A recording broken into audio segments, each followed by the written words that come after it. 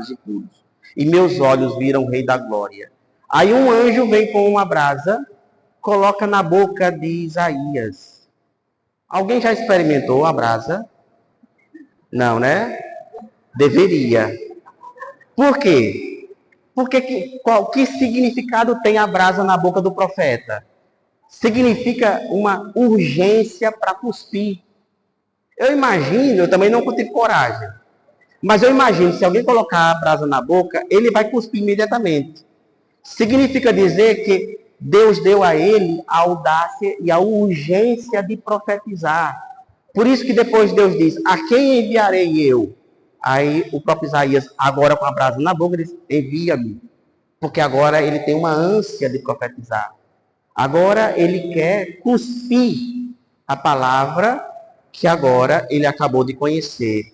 João, a mesma coisa, só muda o elemento, mas a ideia é a mesma. Deus dá, o Senhor, o anjo dá a João a graça de saborear a doçura do livro, da revelação, ele experimenta, e aí no final o texto de Apocalipse diz assim, o texto de Apocalipse diz assim, é necessário que continues ainda a profetizar, ou seja, compartilhe este livro com outras pessoas. A mensagem deste livro passe adiante com outras pessoas. O quê? O digerir, absorver, internalizar, acolher dentro de si, né? Continues ainda a profetizar contra muitos povos, nações, línguas e reis. Pronto. Terminamos o capítulo 10º. Veja como ele é pequenininho. Aí agora vocês vão abrir o segundo slide. O segundo slide, que são essas duas testemunhas. Pronto. Essas duas testemunhas é um exemplo da amargura do livro 12. Porque essas duas testemunhas serão martirizadas. Essas duas que estão aqui, certo? Abriram o segundo? É, o capítulo 11. As duas testemunhas.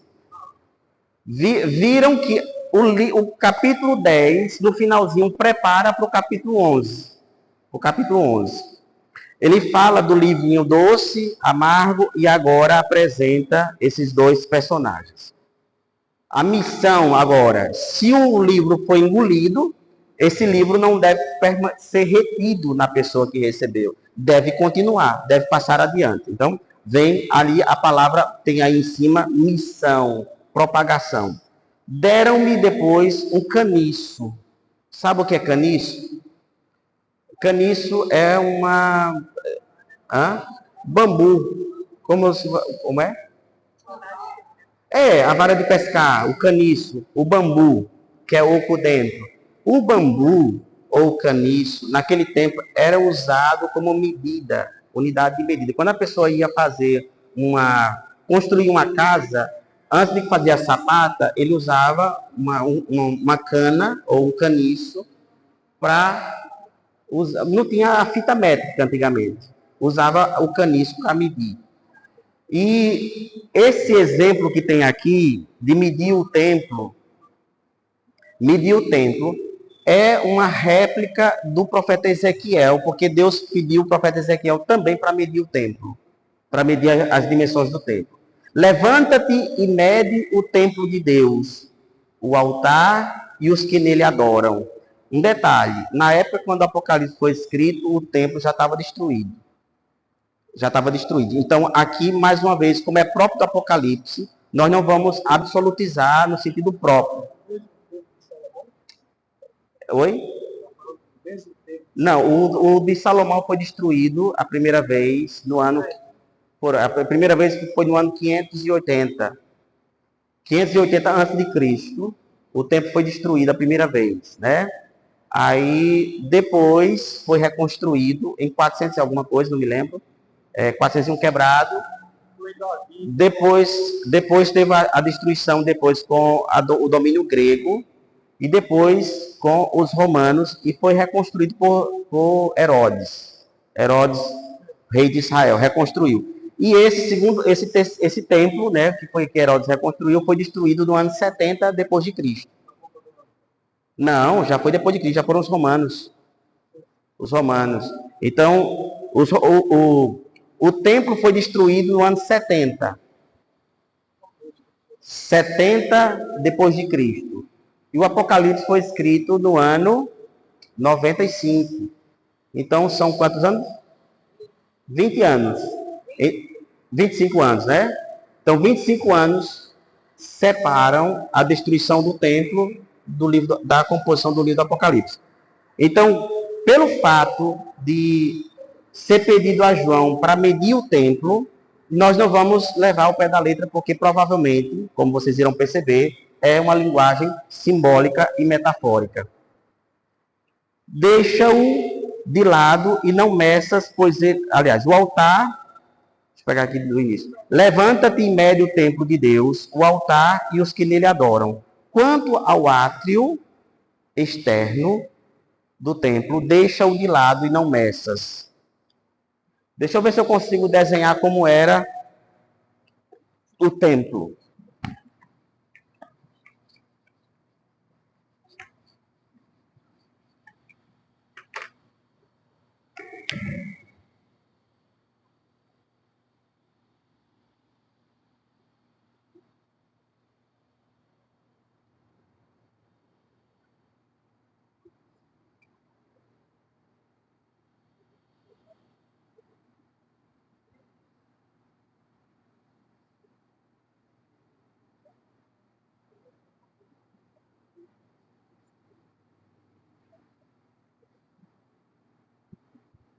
Não sei se vai dar para... Meus talentos de arte, assim, não são muito sofisticados, né? Mas veja só, esse muro externo aqui, uma daquelas paredes lá que as pessoas vão lamentar, os judeus, é uma parede externa como essa. Tem a muralha ao entorno para fazer a proteção. Aqui dentro tem, na parte mais interior, o santuário, que era onde os sacerdotes entravam, o povão não entrava nessa parte mais interna. Os homens, aqui ficava o altar fora, porque era céu aberto, porque o sacrifício era queimado. Então a fumaça tinha que subir ao céu. E havia um muro, esse muro aqui, separava desse restante, que era chamado de Pátio dos Gentios. Pátio dos Gentios. Ou seja, dos pagãos, dos que não eram judeus. Os que não eram judeus convertidos ao judaísmo. Mesmo, por exemplo, eu não sou judeu, mas mesmo que eu me convertesse ao judaísmo, eu entrava no máximo até aqui. Para cá passavam os judeus, homens e mulheres. Podiam entrar e assistir os sacrifícios. Os pagãos convertidos ficavam do lado de cá, rezando do lado de cá. E no santuário, apenas os sacerdotes. Então, olha o que é que o Apocalipse está dizendo.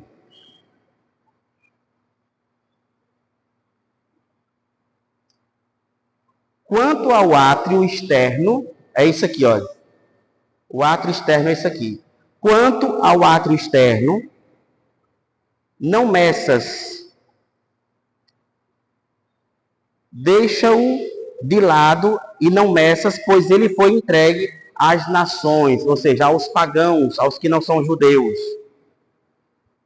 que durante 42 meses calcarão aos pés a cidade santa. 42 meses, número. Então não significa dizer que são matemáticos. 42 meses correspondem a 3 anos e meio.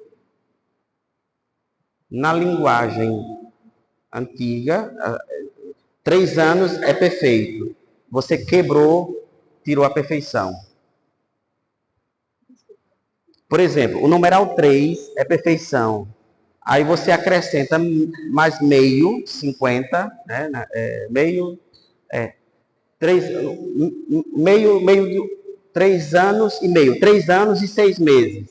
Esse meio, esse quebrado, tirou a perfeição do numeral 3. Entendeu?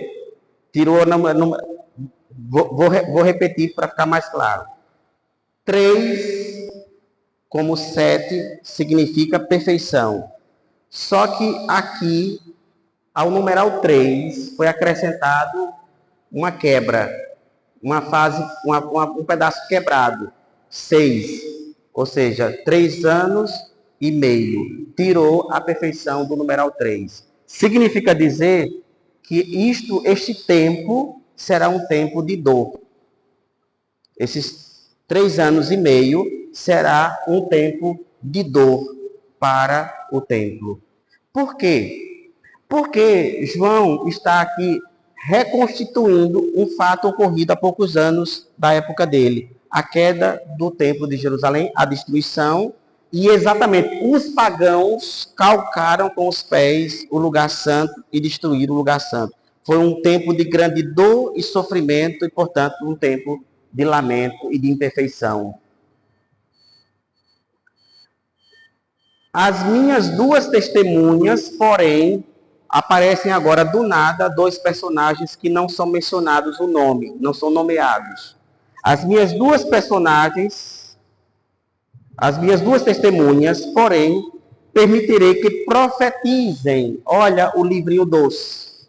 A profecia foi mencionado lá atrás. Que profetizem vestidas de saco durante 1000 anos, 260, o meu tá 260, né? 1260 dias. Porque o meu aqui, não sei porque que o meu não está aparecendo todo. Já põe no meu daqui, tá cortando um. Peraí, deixa eu ver se eu acho aqui.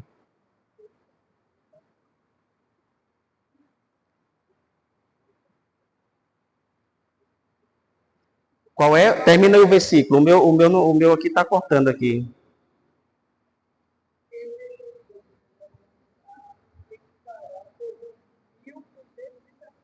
$260. Quanto é que dá 1260 dias? 3 anos e meio também. Também. Eu fiz a conta também. Que o significado é o mesmo. Um tempo breve e de dor. Por isso que não é perfeito. É um tempo de perseguição. Então, o que é que ele está profetizando aqui? O que é que ele está anunciando? 2 acontecimentos. Um deles era a destruição do templo. Aconteceu no ano 70. E o outro acontecimento seria uma dor e uma perseguição a essas testemunhas. Mas essa perseguição, ela não duraria para sempre. Seria uma perseguição dolorosa, que seria o amargor do livro doce, pregar o evangelho há 2000 anos atrás. Tinha essa consequência, amargura, sofrimento. E aí o Apocalipse não diz o nome dessas 2 personagens, que é típico do Apocalipse, deixar a gente confuso. Versículo 4. Estas são as 2 oliveiras e os 2 candelabros. Oliveiras, uma metáfora que Jesus já tinha usado na parábola, né? Da videira, na oliveira também, que Isaías usa muito como metáfora do Israel. Essas são as 2 oliveiras e os 2 candelabros, que são luzes no mundo, que iluminam no mundo com o testemunho. Ou castiçais. Caso alguém queira prejudicá-las, ou seja, prejudicar essas 2 testemunhas, sai de sua boca fogo que devora seus inimigos. Volto a insistir, metáfora. Nós estamos falando da profecia, as palavras proféticas avassaladoras que faz desabar qualquer argumento contrário. Vou dar alguns exemplos sobre isso. Jesus, durante sua vida pública, várias vezes foi colocado diante de situações embaraçosas pelos fariseus. Mas em nenhuma delas ele ficou acuado. De sua boca saíam palavras que devoravam a estratégia dos fariseus. O exemplo: mestre, devemos ou não devemos pagar o imposto a César? Era uma pergunta brilhante da parte dos fariseus. Se Jesus dissesse, devemos pagar o imposto a César, aí ele perdia popularidade junto ao povão, que era revoltada por pagar imposto a César. Se ele dissesse, não pague imposto a César, os romanos iam lá e prendiam ele. É o tipo de situação que, para qualquer pessoa comum, não teria saída. Qualquer pessoa ali estava ferrado naquela situação. Jesus diz, tendes um denário? Dê-me um denário. De quem é essa cara aqui? De César. Então dê a César o que é de César e a Deus o que é de Deus. Respondeu, e todo mundo ficou corado de vergonha, não tinha o que falar. Jesus disse que isso que ele fez, várias vezes, os discípulos fariam a mesma coisa. Jesus disse, quando fordes levados diante de tribunais, não vos preocupeis com a vossa defesa, porque o Espírito que eu vos darei falará por vós. Então, diante das perseguições por causa do Evangelho, esse poder de sabedoria, o dom da sabedoria de falar com sabedoria, foi dado também aos continuadores da pregação de Jesus. E nós vamos perceber que em Atos dos Apóstolos, Pedro é retratado com esse potencial. Ele foi preso algumas vezes, e nas vezes que ele foi preso, não aparentava, em momento algum, que era um homem semi-alfabetizado. Respondia com precisão, respondia com eloquência, de suas palavras. Às vezes até os doutores da lei ficavam embaraçados diante disso.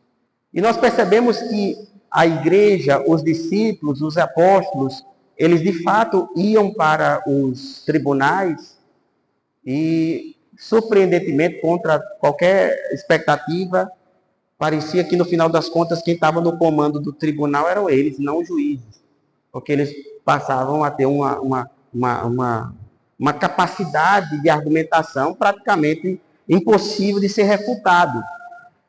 Então, aí ele diz o seguinte, de sua boca, caso alguém queira prejudicá-la, sai da sua boca fogo que devora seus inimigos, do ponto de vista de argumentos.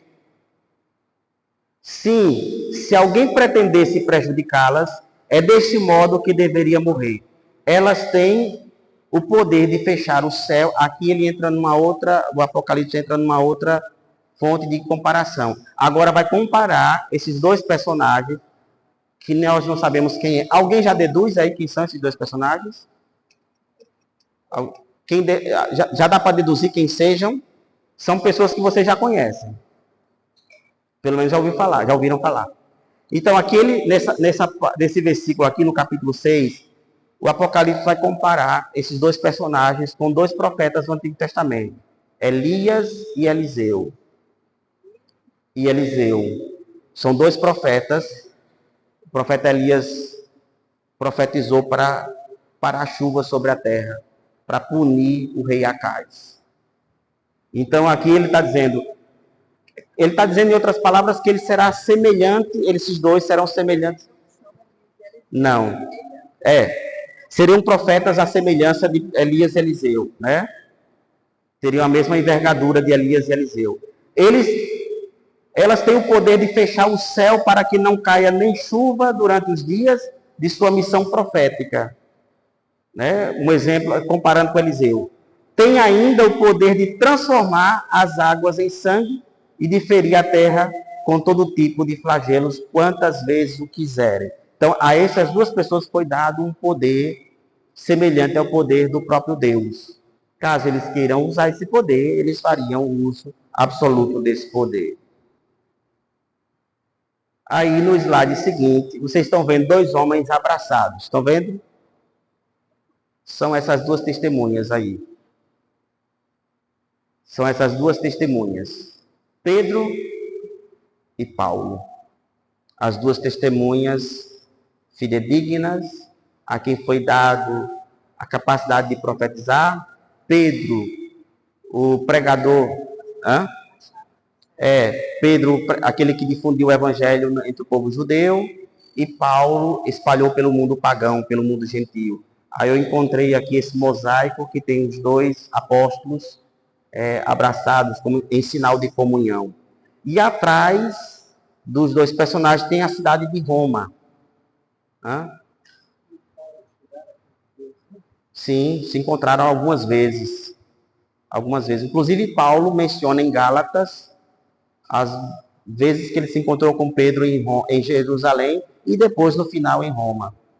Eles morreram no ano 64, os dois no mesmo ano, na mesma perseguição, né? Quando terminarem seu testemunho, a besta que sobe do abismo, que aí eu vou explicar, a besta também é um personagem conhecido, vocês já ouviram falar. Oi? A besta fera. A besta fera.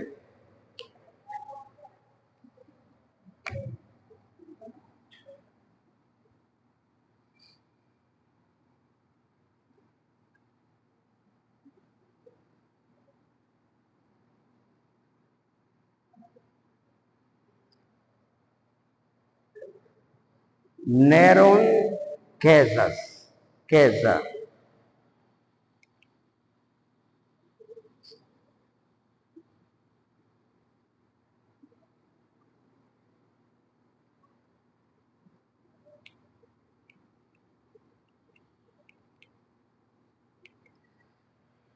Não havia números. Não havia números. E quando eles queriam escrever números, usavam as letras do alfabeto. Então, cada letra do alfabeto tinha um valor numérico, matemático. Isso aqui é um N, vale 50 no alfabeto hebraico. Rho, vale 200. Iota, 6. Nun, 50, né? São duas. Kof, 100. Sefer, 60. Resh, 200. Quando soma, 666. A besta.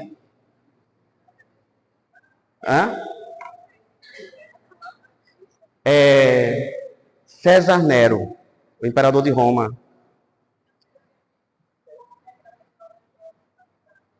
Então, o número da besta é o Papa. Aliás, é o Papa, porque os evangélicos dizem que é o Papa, né? O número da besta é Nero.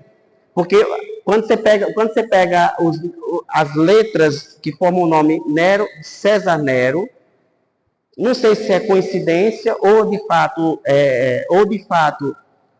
João era isso que ele queria retratar. Quando você soma tudo isso aqui, alguém aí é bom de matemática, 200 com mais 200, 400.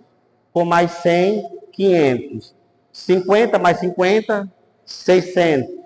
Mais 6, mais 60, 660. Mais 6, 666. Então, o número 666 corresponde exatamente ao nome de Nero, que é a besta que perseguiu as duas testemunhas.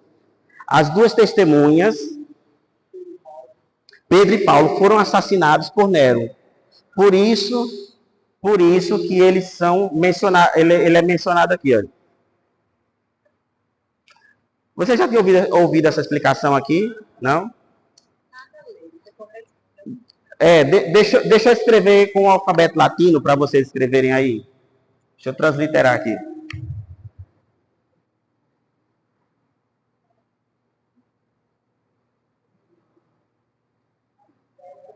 César Nero. Em hebraico não tem vogais, certo? Aí eu vou tirar as vogais. O C, que é isso aqui, vale 100. O C vale 100. Esse aqui vale 60. O R vale 200. O N vale 50. O R, de novo, vale 200. Vale 200. E aí tem uma letra aqui, olha. Essa letra aqui, que é o iota, que vale 6. Mas no nosso alfabeto não tem essa letra, que é o iota. Esse iota que é pequenininho aqui, ó. Não tem, nós não temos no nosso alfabeto. Então, mais esse iota, mais o iota, que é 6. Então, juntando tudo, dá 666. Então, não adianta você querer ver a besta como se fosse uma figura, metade homem, metade animal. Na verdade, era uma pessoa. E essa pessoa foi muito má. Foi, de fato, uma besta. Foi, de fato, uma besta. Foi quem incendiou Roma e matou Pedro e Paulo. Pode, a besta já veio. E já foi embora também.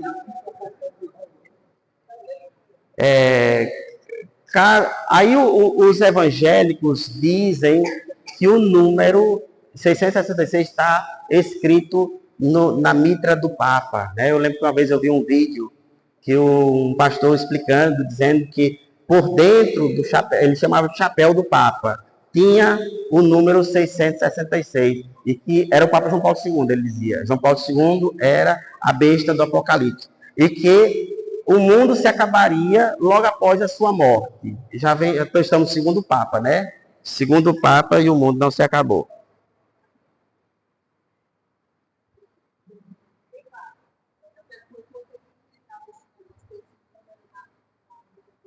Não, os evangélicos, também não sei. Um dia, quando eu encontrar, eu vou perguntar a um deles. Perguntou por que eles diziam que o número da besta estava no chapéu do Papa.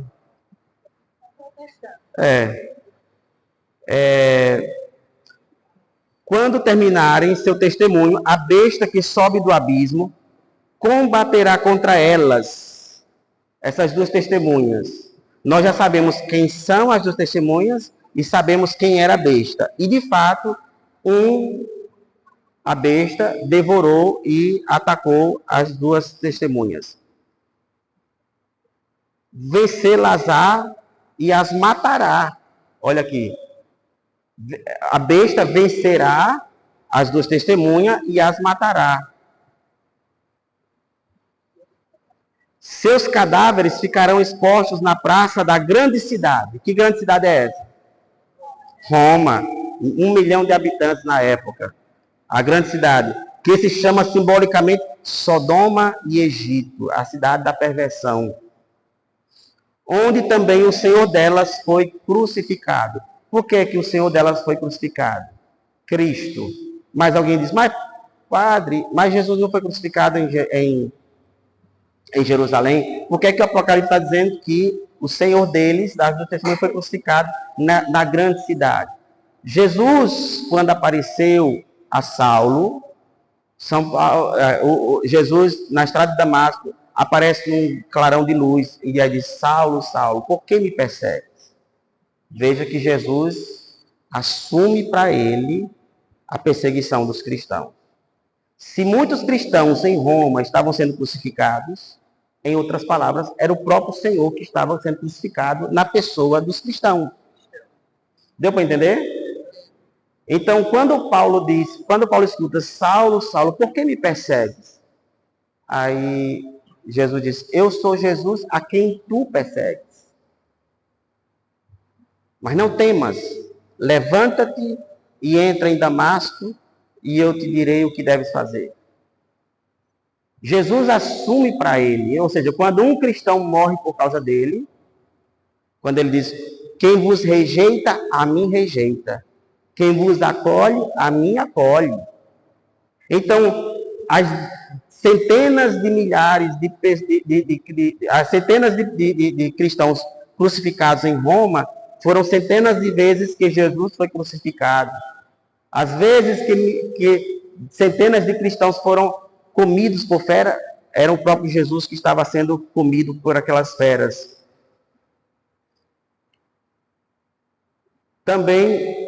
Onde também o Senhor delas foi crucificado. E homens de todos os povos, raças e línguas e nações veem seus cadáveres, os cadáveres dessas duas testemunhas, que hoje qualquer pessoa pode visitar o túmulo de Pedro e de Paulo em Roma. Visita, já viu, né? Rezei muitas vezes ajoelhado diante do túmulo de Paulo, porque meu mestrado foi em Paulo. Tem as correntezinhas lá. E aí eu dizia, olha, rapaz, me ajude, me dê um pouquinho da tua inteligência para eu terminar esse mestrado. Eu estou falando sobre você. Me dê um pouquinho da tua inteligência para que eu consiga terminar esse negócio aqui. E eu, sempre quando eu estava aflito, eu pegava o metrô no domingo de tarde. Eu já sabia para onde eu ia para a Basílica de São Paulo. Entrava na Basílica, me ajoelhava e rezava lá diante daquele que diante dos restos mortais daquele que pregou o evangelho para o mundo todo. E eu só sou cristão por causa dele. Porque foi ele que pregou, que evangelizou os pagãos, os não judeus. E foi graças a ele que nós, que não somos judeus, cremos no nome de Jesus. Então, se eu sou católico, se você é católico, você deve isso a Paulo.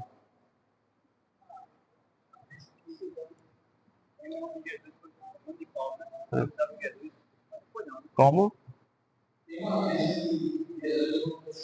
Não, nunca existiu.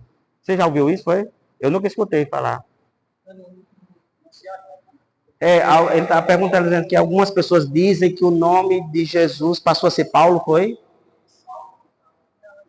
Para Paulo. Sim. Essa mudança é a mesma coisa daqui. A mudança, na verdade, não é uma mudança de Saulo para Paulo.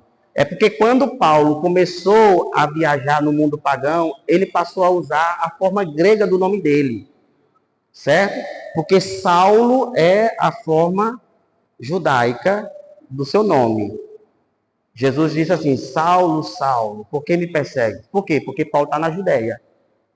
Mas quando Paulo começou a pregar pelo mundo afora, ele falava grego, porque ele nasceu na cidade de Tarso, e lá a língua era grega, porque o grego era o inglês de hoje. Era uma língua falada do mundo todo. Ele era o mais culto dos apóstolos, é verdade. E aí, quando ele começou a pregar para os pagãos, ele não se apresentava mais como Saulo. Ele já se apresentava como Paulos.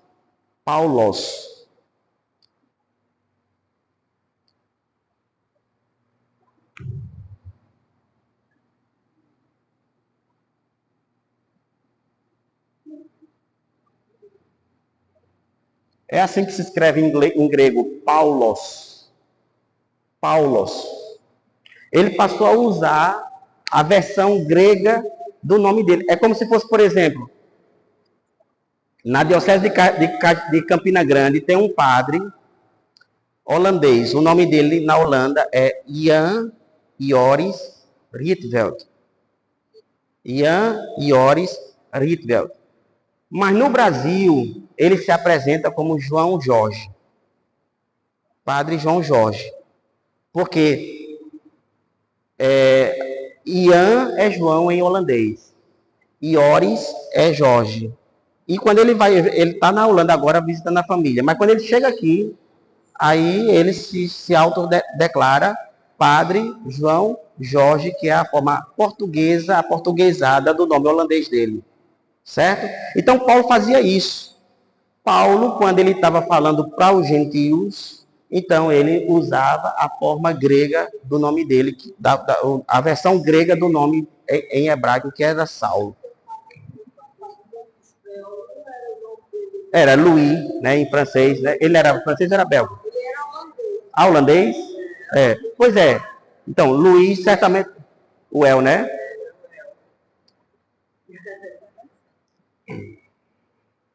E homens de todos os povos, raças e línguas e nações veem seus cadáveres durante 3 dias e meio. Mais uma vez, olha, o numeral 3 vezes que vai aparecer 3 e meio. Um tempo breve e um tempo imperfeito.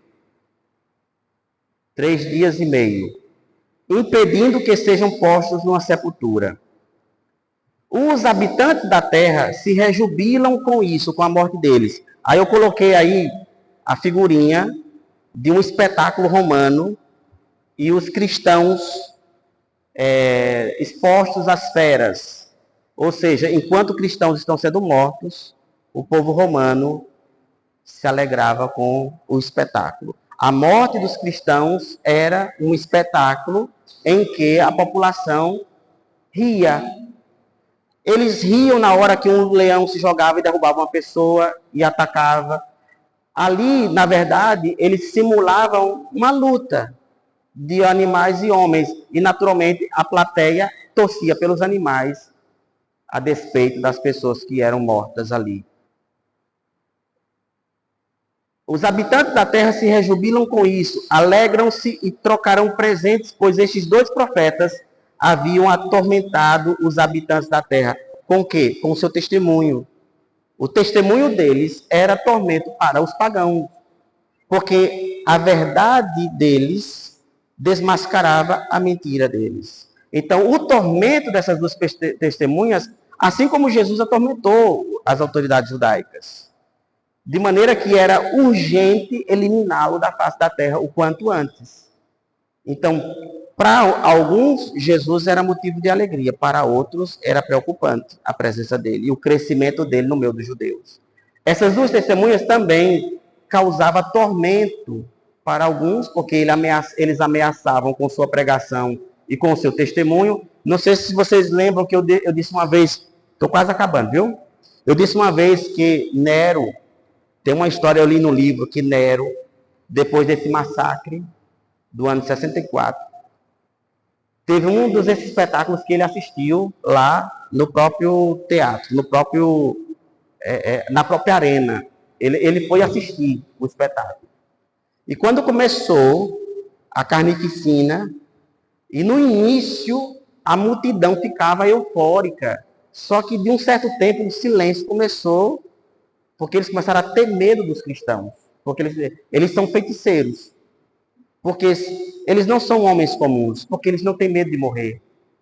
Então começaram aí de repente, aquela alegria, euforia, nos primeiros espetáculos, de repente a multidão começou a...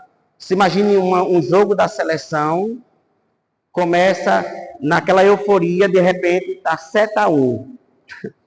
Ninguém tem vontade mais de dar um grito mais não. Então foi mais ou menos isso que aconteceu na arena. De repente foi ficando, e Nero começou a dizer, por que eles estão cantando? Eu os proíbo de cantar. Mas Nero ia lá proibir da pessoa cantar, porque na hora da morte. Eu os proíbo deles cantarem. Por que eles não têm medo da morte? Aí alguém dizia, não, eles são feiticeiros, eles são uma seita de feiticeiros, então eles mexem com não sei o que, aquela coisa toda. E aí os cristãos começavam a cantar. Isso atormentava de maneira que, na história que eu li, diz que Nero pediu para, quando terminasse o espetáculo, não retirassem os cadáveres da arena. Pediu que ficasse tudo lá, na arena. Não limpasse, só limpasse no outro dia. E ele foi com um destacamento da guarda pretoriana, desceu na arena, com tochas, e ele olhava. Eles não têm medo. Por que eles não têm medo? Por que eles não estão desesperados? Não, fisionomia de pessoas desesperadas, todos trucidados e não sei o quê. E aí a história diz que na noite ele teve pesadelos. Os cristãos, nos sonhos dele, transformavam em feras que devoravam ele. O homem mais poderoso da terra, com medo de gente indefesa, gente inofensiva. Percebem a inversão de valores, a inversão de poder? Pessoas desarmadas, inofensivas, não ameaçavam Nero em absolutamente nada, nada. Que mal aqueles homens, aquelas mulheres, até crianças foram levados para a arena. Então eles em si, eles não ameaçavam absolutamente nada, mas eles desafiavam os pagãos, porque simplesmente eles sabiam que aquele sofrimento era passageiro. Logo depois que eles morressem, eles estavam na glória. Então não havia motivo para eles se desesperarem.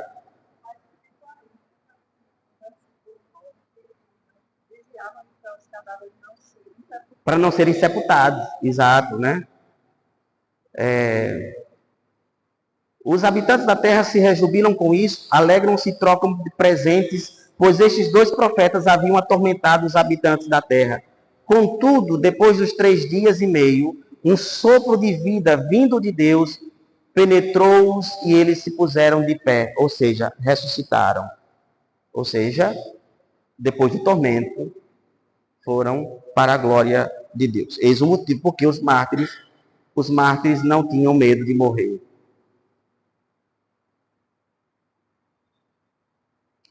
E grande medo se apoderou dos que o contemplavam. Pronto, aqui está no Apocalipse aquilo que eu li na história, um livro de história contando esse massacre de Nero, porque Nero teve pesadelo por causa da passividade dos cristãos diante das feras. Ressurgimento. Vou ler rapidamente aqui, que já está bem na hora. Ouvi então uma voz forte vinda do céu que lhe dizia: subi para aqui. Ou seja, essa voz convidando as duas testemunhas a subirem para o alto. E subiram para o céu, numa nuvem, e seus inimigos o contemplaram. Porque depois, Nero viu as duas testemunhas, logo após a morte de Nero. Imagine, de repente, a morte de Nero, eles viram aquele a quem ele matou, aqueles a quem ele matou, estavam na glória, enquanto que ele, privado da glória. Naquela mesma hora, houve um grande terremoto, mais uma vez teofania. Vem o esplendor da glória de Deus. A 10ª parte da cidade caiu e 7.000 pessoas morreram na catástrofe. Quem já foi a Roma que levante a mão? Aqui, quem mais foi a Roma? Aqui, oh, coisa boa. Várias pessoas aqui já foram na Roma, né? A Roma antiga. As ruínas, eu andei dentro do palácio de Nero.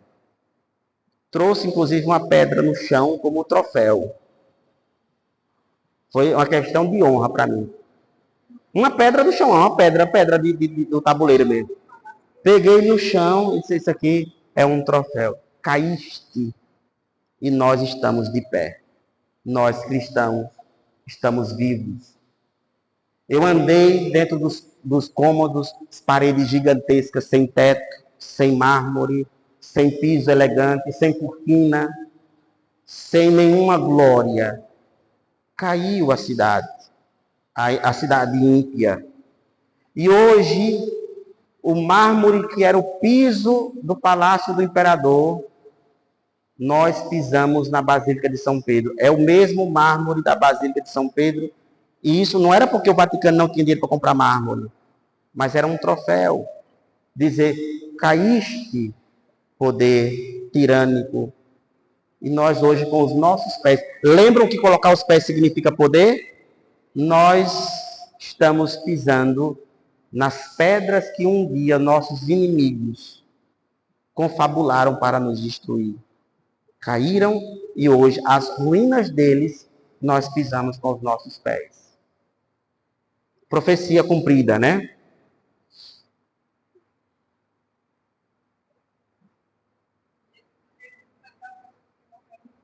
Hã? Não, isso é simbólico. Não, Nero foi traído. Ele foi assassinado pelo o melhor amigo dele. Quem matou Nero foi um cara chamado... Aliás, ele se suicidou, verdade. Quem foi traído foi Calígula, o anterior a ele. Ele se suicidou. Quando ele viu, quando foi descoberto que ele era o verdadeiro incendiário de Roma, aí a multidão correu para invadir o palácio, e quando ele soube, aí ele pegou uma espada e se matou, né? Assassinou-se, suicidou-se.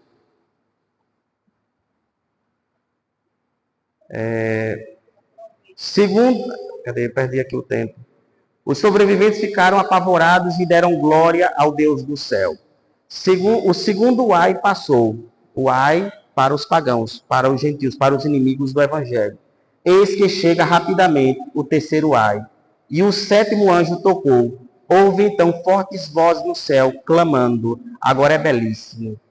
Belíssimo isso aqui. Eu quero que alguém leia, que minha voz já está no final. Alguém se prontifica a ler? Pode ler todo agora, porque a aula já acabou. A série da o céu teve um corpo dele. Todos somente desolados. Chegou o próprio enterrado do nosso Senhor. E se e regará pelo sempre do céu. Os 24 anciãos sentados em seus tronos diante de Deus, caíram juntos e adoraram a Deus, dizendo: Nós te damos graças, Senhor, Deus Todo-Poderoso, aquele que é e é, porque assumiste o poder supremo e eterno. Os pagãos se endureceram, mas sobreveio uma glória.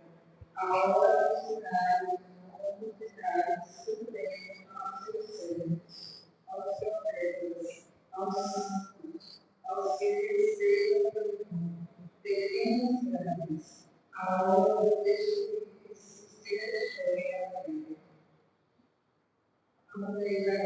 Não. Aí, no caso, não. Pode ler até o final do 11. Abriu-se no céu o templo de Deus e apareceu no templo a Pronto, isso. houve ambos estamentos, trovões, terremotos e ondas sobreterras. Pronto, essas imagens estrondosas, vocês já estão cientes que se tratam de teofanias, né? Teofanias é quando a glória de Deus se manifesta, aí eles vão representar através desses estrondos. Agora, assim, rapidamente, veja que aí sinaliza que a arca do templo desapareceu na terra e apareceu no céu. Olha que beleza, João está preparando para o capítulo seguinte, que é o capítulo 12, que é a mulher que aparece no céu. Porque acredita-se que esta arca é a própria Maria, Virgem Maria. Por quê? O que era a Arca da Aliança? Era uma urna de madeira onde Moisés tinha colocado as tábuas da aliança. A beleza e a importância da arca não era na madeira, mas era o conteúdo dela. Então Maria é chamada Arca da Aliança porque ela foi tabernáculo do santo, que é o próprio filho dela. Então aí na próxima quarta-feira, e por isso eu peço que vocês esforcem-se para estarem aqui, que eu acho que vai ser encantador também. A aula de hoje suavizou em relação às aulas anteriores, né? Mas o da próxima quarta-feira é também fascinante, é muito bonito, porque nós vamos ver a riqueza de imagem e de simbolismo